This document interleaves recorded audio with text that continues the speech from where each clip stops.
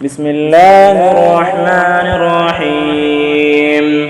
سبح لله ما في السماوات وما في الأرض وهو العزيز الحكيم. يا أيها الذين آمنوا لم تقولون ما لا تفعلون؟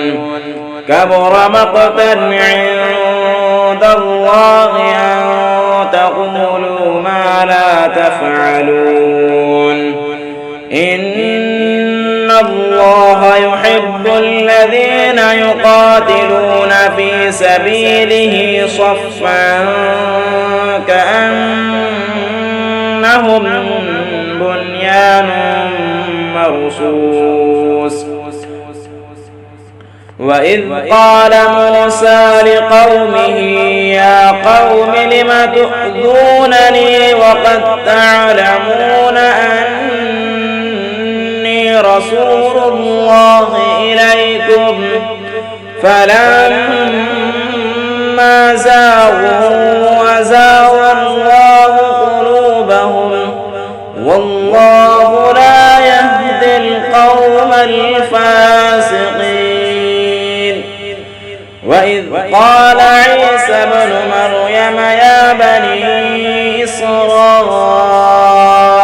إني رسول الله إليكم مصدقا لما بين يدي من التوراة ومبشرا برسول يأتي من بعد اسمه أحمد. فلما جاءهم بالبينات قالوا هذا سحر مبين. ومن أظلم ممن افترى على الله الكذب وهو يدعى إلى الإسلام والله لا يهدي القوم الظالمين. يريدون ليطفئوا نور الله بأفواههم والله متم نوره ولو كره الكافرون. هو الذي أرسل رسوله بالهدى ودين الحق ليظهره على الدين كله ولو كره المشركون. يا أيها الذين آمنوا هل أدلكم على تجارة تنجيكم من عذاب أليم؟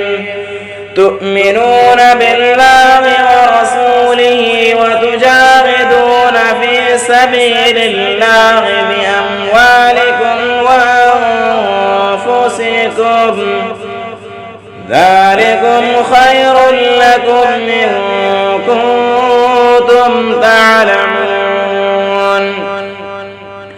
يغفر لكم ذنوبكم ويدخلكم جنات تجري من تحتها الأنهار ومساكن طيبة في جنات عدن ذلك الفوز العظيم.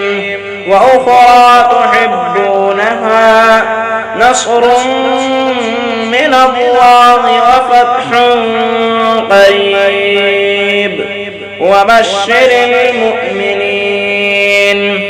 يا أيها الذين آمنوا كونوا أنصار الله كما قال عيسى ابن مريم للحواريين من أنصاري إلى الله؟